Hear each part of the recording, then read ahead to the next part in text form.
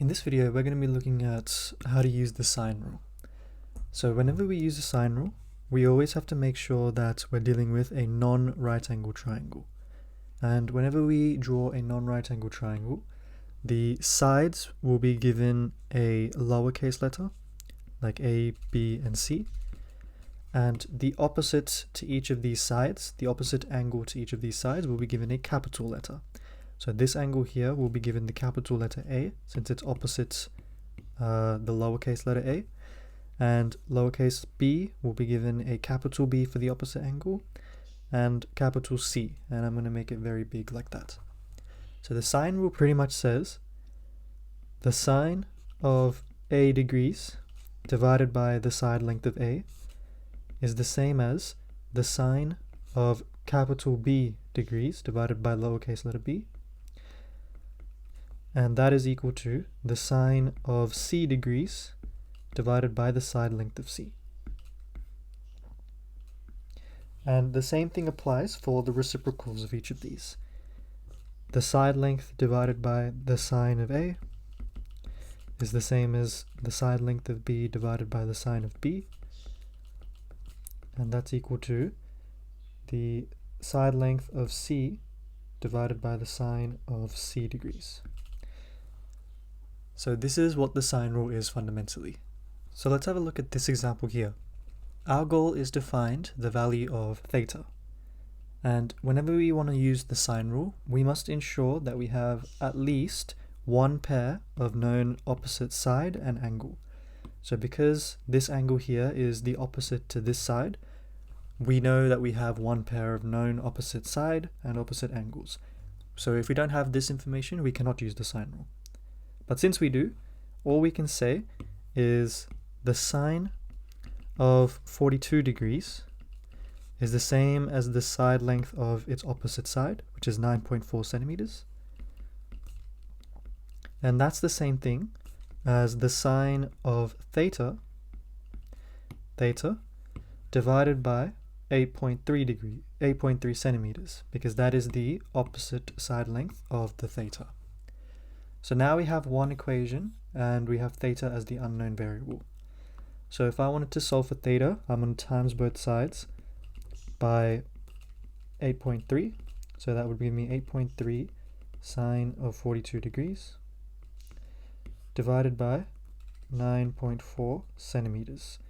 And if I want theta, we just take the sine inverse of both sides. And that gives me 8.3 times the sine of 42 degrees divided by 9.4 centimeters. And that final answer should give me 36.22 degrees. Now let's have a look at this example here. Pause the video and try to find the value of theta. Well, the first thing we need to know is that this is a non-right angle triangle, and that means we cannot use normal SOHCAHTOA and sine, cosine, tan. So we must be using non-right angle trigonometry. And we have to notice, because we have one pair of opposite known side and angle, we can use the sine rule. So the sine rule will say the sine of 72 degrees divided by 8 centimeters is the same thing as the sine of theta divided by 7 centimeters.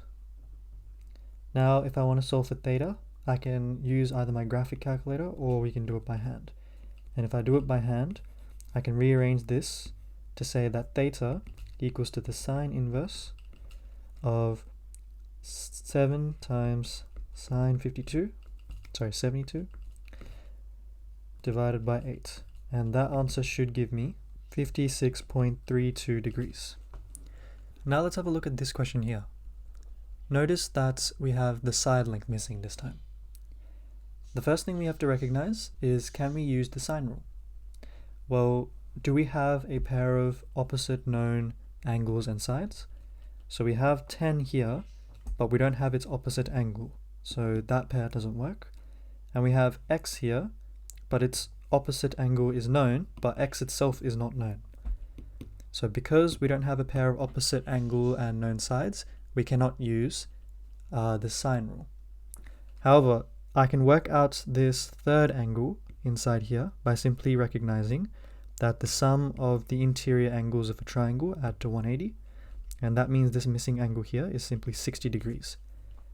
Now I can recognize that I have a pair of opposite known angle and side pair.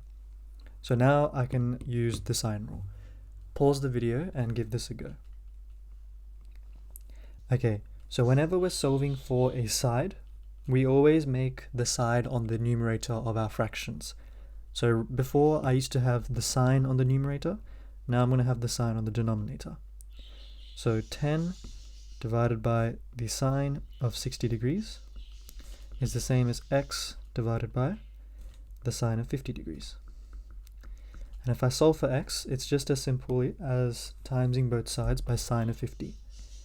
So x equals to 10 times the sine of 50 degrees divided by the sine of 60 degrees. 8.85 centimeters. Now let's take a look at this question here.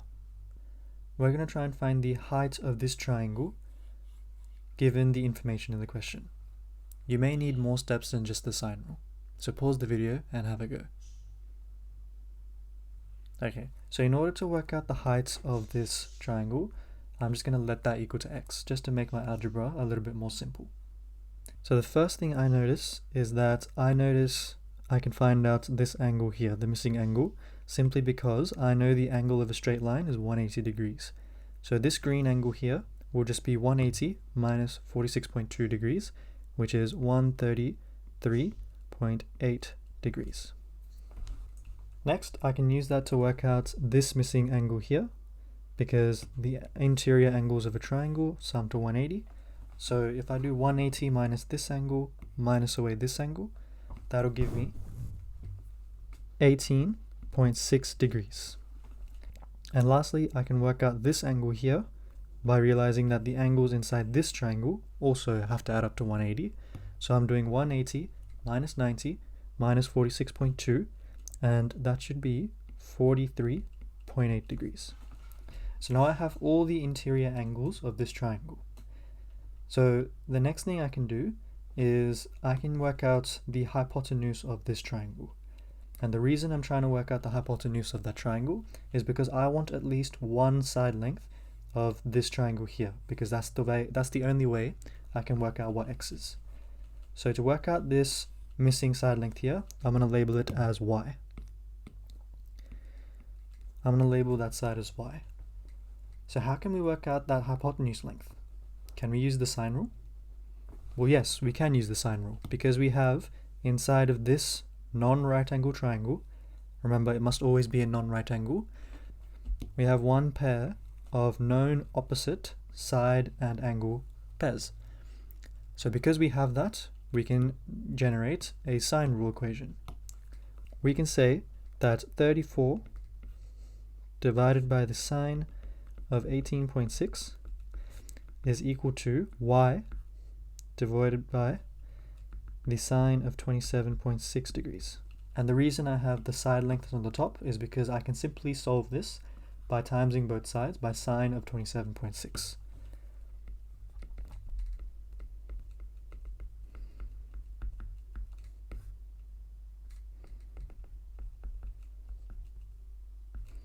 So now that I have this, we can say that y is equal to 49.30 centimeters. So now that I have this side length of y, I can use that to work out the side length of x. And I can do that by using right angle trigonometry. For those of you that aren't familiar with my right angle trigonometry rules, I have another video on my channel. Just search Sir Explains Trigonometry Introduction, and that will give you a briefing of how to do this next few steps. So if I want to work out this side over here, I need to somehow find a way to relate the hypotenuse of the triangle and x in relation to one of these angles. And just for simplicity, I'm going to use the 46.2 degrees that was given in the question. So which one can I use? Can I use sine, cosine, or tangent to relate the hypotenuse and the opposite side? Well, that's sine. So the sine of 46.2 degrees is the same as the opposite divided by the hypotenuse. And that's simply x divided by y. And y we just worked out was 49.3 centimeters. So if I really want to solve for what x is, I just times both sides of the equation by 49.3. So 49.3 times by the sine of 46.2, that is equal to 35.55 centimeters. So that is the height of OP in the question. We had to use a combination of both right angle and non-right angle trigonometry, but it should be very straightforward once you have some practice.